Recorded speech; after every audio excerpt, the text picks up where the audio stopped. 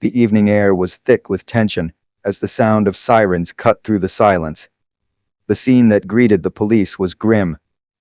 Inside a spacious, well-appointed living room, Tariq Khan, a respected middle-aged businessman, lay lifeless on the floor.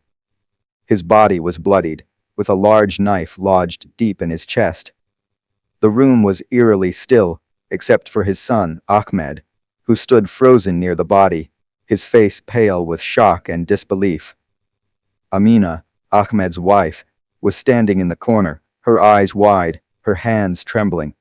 Her white dress was stained with splatters of blood, and her face betrayed the horror she felt. The officers quickly cordoned off the area, but there was no doubt that this was not just an unfortunate accident. This was murder. Yet the motive was unclear. The family was respected in the community, and no one could fathom why such a violent act would occur.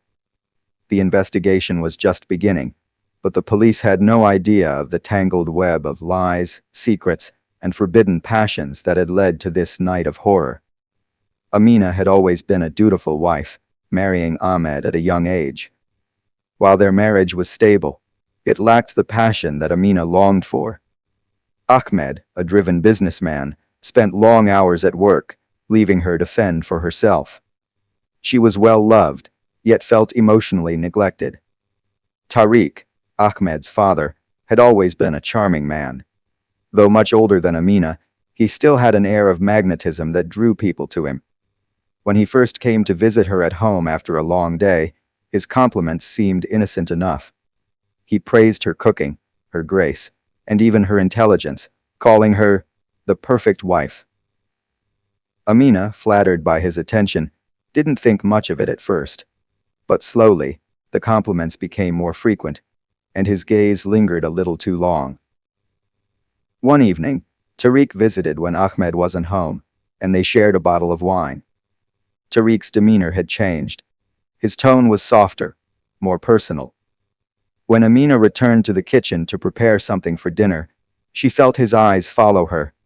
He approached her in the kitchen, his hand brushing against hers. There was an awkward silence, an electric charge between them that neither could ignore. Tariq, sensing Amina's confusion, smiled and said, "You remind me of a younger version of myself, Amina. You deserve more than Ahmed can give you." The words lingered in the air, leaving an unsettling, yet magnetic feeling between them. As the weeks passed, the connection between Amina and Tariq grew deeper, fueled by the forbidden nature of their attraction. At first, their encounters remained subtle, lingering looks, brief touches, and heated glances exchanged across a crowded room. But soon, their meetings became more deliberate. Tariq's visits to the house became more frequent, and Amina found herself eagerly anticipating his arrival. Their conversations, once polite and distant, began to take on a more intimate tone. Tariq, with his wisdom and charm, spoke of his life, his regrets, and his feelings of abandonment by his son, Ahmed, who was always busy with work. Amina, in turn, confided in him about her own feelings of neglect and emotional isolation in her marriage. They shared stories of longing, desire, and unspoken dreams. One evening, as the two of them sat on the porch overlooking the garden, the intimacy between them was palpable. Tariq gently touched Amina's hand, and she didn't pull away.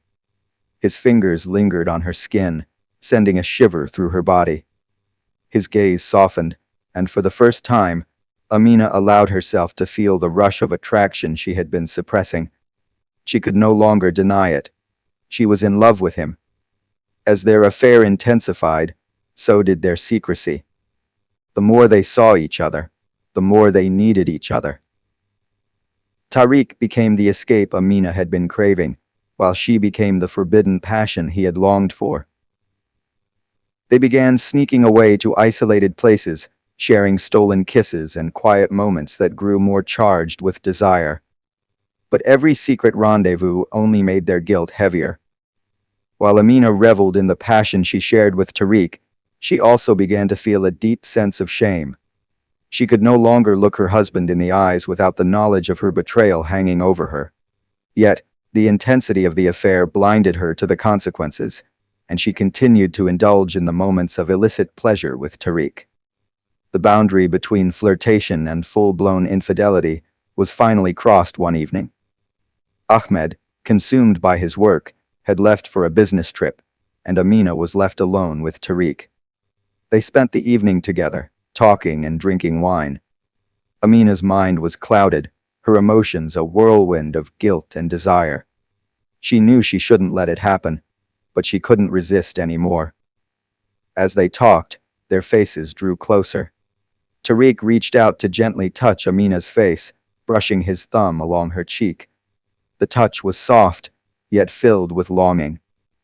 Amina's heart raced as she looked into his eyes, and before she could stop herself, she kissed him. The kiss was tentative at first, but soon became more urgent, more desperate.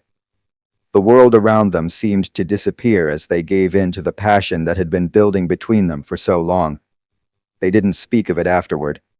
The silence between them was heavy, charged with the knowledge that something had irrevocably changed. Tariq left later that night, but Amina couldn't stop thinking about the kiss, the closeness, and the desire she had never felt before. Her world had shifted, and there was no turning back. From that moment on, they began to meet in secret more frequently. The affair escalated to passionate encounters, hidden away in hotel rooms or secluded corners of their home when no one was looking. They both knew they were playing with fire, but the thrill of it only made the affair more intoxicating. As the affair deepened, so did the guilt that gnawed at Amina. The excitement of their secret meetings was followed by waves of remorse. When she returned home to her husband, she felt distant, as if a part of her was always elsewhere, with Tariq. She tried to be present, but her mind wandered constantly to the man who had stolen her heart. Every touch from Ahmed felt mechanical, every conversation hollow. Amina's behavior began to change. She became quieter, more withdrawn, and she began avoiding Ahmed's gaze. She spent long hours in her room, sometimes crying quietly, unsure of how to reconcile the two sides of her life. Tariq, too, grew restless. Despite the passion they shared, he couldn't ignore the consequences of what they were doing. He had a family, too, and the affair threatened to destroy everything. Yet, when they were together, nothing seemed to matter. But the distance between Amina and Ahmed continued to grow. Ahmed, sensing the change, became more distant as well. He wasn't blind to the shift in Amina's behavior, but he couldn't bring himself to confront her. He blamed the stress of life, the pressures of their careers, and tried to make excuses for her coldness. But the growing distance wasn't just emotional, it became physical. Amina stopped initiating affection with Ahmed. She didn't return his attempts at intimacy, and when they did sleep together, it was mechanical. This estrangement made Amina feel even more trapped, torn between the man she had vowed to love and the one who had taken over her heart. The truth about Amina and Tariq's affair had been an open secret for some time. It was like a slow leak in a dam, building up unnoticed until the water burst through in a flood. Initially, Amina thought she could keep her secret hidden, but the subtle signs began to pile up. Ahmed, ever the workaholic, was preoccupied with his own stresses, but even he couldn't ignore the gradual change in his wife's behavior. It started with small things. Amina would spend longer hours away from home, her responses to his questions became clipped, and there were moments when he would catch her staring into space, lost in thought. Yet, it wasn't until a seemingly insignificant encounter that everything fell into place. One evening, Ahmed returned home earlier than expected and found Amina's phone on the kitchen counter. She had left it behind in her rush to meet Tariq. Curiosity piqued, Ahmed scrolled through the messages, half expecting to see something mundane. But his stomach dropped as he saw a message from Tariq, one that was unmistakable in its tone and intimacy. The words, "Can't wait to see you tonight," sent a wave of panic through him. His heart pounded as he went through more of their messages. They were more than friends. They were lovers. Ahmed's world collapsed around him. He felt a surge of betrayal so intense it almost knocked him off his feet. All the signs that he had tried to ignore suddenly made sense. He realized Amina had been distancing herself from him for months, not because of stress or work, but because of another man. The thought of his father, Tariq, being involved with his wife was unbearable. Unable to contain his emotions, Ahmed confronted Amina that very night, demanding the truth. The confrontation between Ahmed and Amina was explosive, a moment of emotional rupture. Amina, who had been living in guilt and shame for months, was cornered by Ahmed's directness. Her heart raced, her palms became clammy, and her breath caught in her throat as she saw the pain in her husband's eyes. She tried to deny it at first, but Ahmed's fury and the evidence on the phone were undeniable. "Amina!" Ahmed screamed, his voice breaking with disbelief and hurt. "How long? How long has this been going on?" The words were like daggers to Amina's heart, but she knew there was no escaping the truth.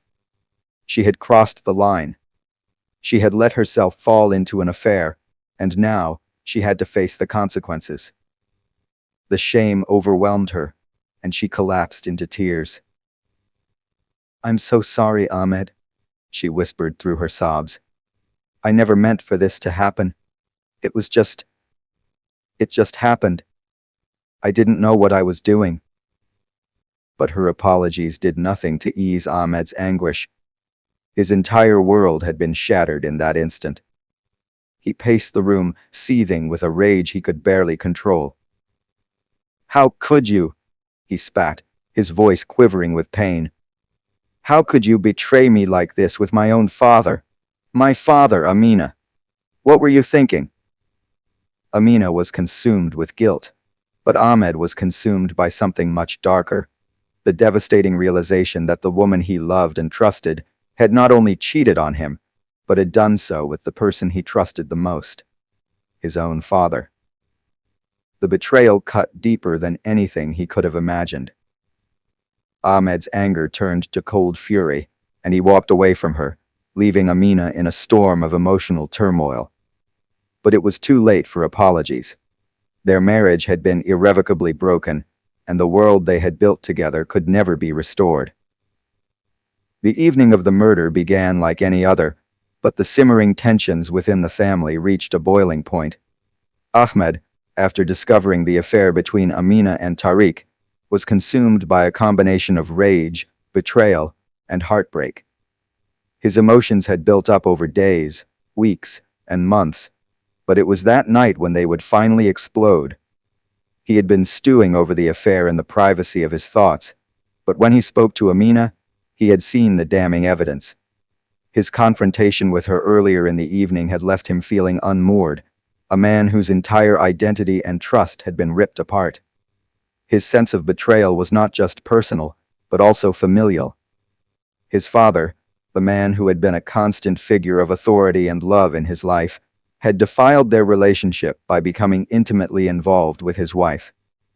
The emotional shock turned to a violent rage. Without warning, Ahmed made the decision to confront his father, Tariq, directly. Tariq, still unaware of the depth of his son's anger, arrived at the house that evening expecting a civil conversation. He didn't expect the volcanic eruption of emotions that awaited him. "Dad!" Ahmed shouted the moment Tariq stepped through the door. The tension in his voice was palpable, a voice twisted with pain and anger. "How could you? How could you do this to me? To us?" Tariq, still trying to maintain a calm demeanor, asked, "Ahmed, what are you talking about? What do you mean?" Ahmed's breath was ragged. "You knew about Amina and me, all along, and yet you still went ahead and had an affair with her behind my back." The words felt like a heavy slap to Tariq's face. His own son, accusing him of the very thing he had been secretly a part of. Tariq tried to defend himself, to explain his emotions, but Ahmed wasn't listening. His father's calm response only fueled Ahmed's anger. "You destroyed everything, Dad," Ahmed shouted, stepping closer to Tariq, his voice trembling with fury. Tariq's attempts to reason with him fell on deaf ears. All Ahmed could see was the man who had betrayed him in the worst way possible. As the argument escalated, Ahmed's anger reached its peak. In a sudden, uncontrollable outburst, he grabbed a knife from the kitchen counter. Tariq, caught off guard, tried to step back, but Ahmed was already too close. In a flash, Ahmed lunged forward, plunging the knife into his father's chest. Tariq's eyes widened in disbelief as the shock of the wound left him breathless. "Amina!" Tariq gasped, his last words barely a whisper as he collapsed onto the floor, his life slipping away. Ahmed stood frozen for a moment, staring at the bloodied knife in his hand, as if the act hadn't fully registered. His mind was numb, and his body trembled with the realization of what he had just done. He had murdered his own father, the man he had once looked up to because of an affair he felt had destroyed everything. Amina, who had been listening from the other room, rushed into the room, horrified by the scene. She saw her husband standing over the body of her lover, the blood pooling around him. Her heart sank into her stomach. What had started as a simple affair had escalated into the unimaginable. The man she loved was now dead because of her own choices, and her marriage to Ahmed was forever shattered. In the aftermath of the murder, the family's life spiraled into chaos. The house, once a place of warmth and family, was now a crime scene. Amina was in a state of shock, barely able to comprehend the horror of the situation. She had never wanted this. She never wanted anyone to get hurt. But in her heart, she knew that her actions, the affair with Tariq, had set the entire tragic chain of events in motion. Ahmed stood in a daze, his mind a whirlwind of confusion, disbelief, and guilt. What had he done? How could he have allowed his anger to cloud his judgment so completely? Tariq was dead, and no amount of remorse could undo the irreversible action he had taken. His life would never be the same. As the sirens approached, the reality of the situation hit Amina with full force. She was now caught between two worlds, one where she had betrayed her husband with her lover, and the other where her husband had killed that very lover. She was paralyzed by guilt, unsure of what to do next. Would Ahmed be arrested? Would she be implicated? Or was this the end of everything? The police arrived shortly after, followed by an ambulance, but it was already too late for Tariq. He was declared dead on the scene, and Ahmed was arrested without a fight. The authorities quickly took control of the situation, securing the crime scene and beginning their investigation. Amina was too distraught to speak clearly, her words lost in the whirlwind of her own grief and horror. The house became a media circus. News outlets picked up the story, painting it as the ultimate betrayal, father and son at odds over the same woman, resulting in murder. As the story spread, the family became the subject of public fascination. Amina, once a beloved figure in her community, became a symbol of infidelity and tragedy. And Ahmed, her husband, was now a murderer in the eyes of the world. The discovery of Tariq's body was just the beginning of the investigation, which quickly turned into a high-profile case, captivating public attention. The authorities were called to the scene immediately, and crime scene investigators began the process of collecting evidence. The initial findings were clear. Tariq had been stabbed multiple times, and there were signs of a violent struggle. Amina, still in shock, was questioned, but it became apparent that the key figure in the case was Ahmed. As the investigation unfolded, it was soon revealed that Ahmed had been the one to commit the murder. His fingerprints were found on the knife, and his confession, albeit vague and emotionally charged, was recorded. Police quickly pieced together the story. Ahmed had learned about the affair between his father and wife, and this knowledge had led to a confrontation that ended in murder. The authorities were divided on how to categorize Ahmed's actions. On the one hand, the evidence suggested premeditation. Ahmed had sought out his father, clearly intending to confront him. On the other hand, the investigators knew that the motive for the murder was deeply emotional. Ahmed's trust had been shattered, and he had been consumed with rage. Despite the emotional nature of the crime, the law had to take precedence. Ahmed was arrested and charged with second-degree murder. His legal defense team argued that the murder was not premeditated and that Ahmed had acted in the heat of the moment, driven by overwhelming emotions of betrayal and anguish. The defense painted Ahmed as a man pushed beyond his limits, who had snapped under the weight of discovering that his own father had been involved with his wife. The prosecution, however, was focused on proving that Ahmed had acted with malice and intent. They pointed out that he had the time and opportunity to calm down before taking action. The authorities also pointed to his detailed confession, which suggested that he had been planning the confrontation with his father for days, a sign of a premeditated attack. The prosecution also argued that the brutality of the killing, multiple stab wounds, indicated a crime of passion, but one that was deliberate in nature. During the trial, Amina was called as a witness. Her testimony was crucial, as she provided insight into the tumultuous relationship between Ahmed and Tariq and the affair that had caused it. She struggled to explain her role in the tragedy, torn between the guilt of her actions and the overwhelming pain of the consequences. Amina admitted to the affair, acknowledging that it had been a moment of weakness in her life. She described how her relationship with Ahmed had grown distant and how she had found solace in Tariq. However, she could not deny the fact that her affair had played a critical role in the events leading up to Tariq's death. For Amina, the trial was a painful reminder of the terrible consequences of her choices. The defense team emphasized that Ahmed had been in emotional turmoil when he confronted his father, and they tried to evoke sympathy from the jury, asking them to consider the emotional damage caused by the betrayal. They argued that Ahmed was not a murderer by nature, but rather a man who had been driven to an extreme action in response to an unbearable situation. In contrast, the prosecution presented the brutal details of the murder to highlight that this was not a spur-of-the-moment act. The evidence, combined with Amina's affair, pointed to a man who had lost all sense of control and committed the act of murder out of profound grief and rage. The case dragged on for several months, with both sides offering compelling arguments. Ultimately, the jury deliberated for several days before returning a verdict. Second-degree murder. They found that while Ahmed had been emotionally distressed, he had acted with malice, and his violent response had been disproportionate to the betrayal he had experienced. The sentence was a compromise. Ahmed would serve 20 years in prison, with the possibility of parole after 15 years.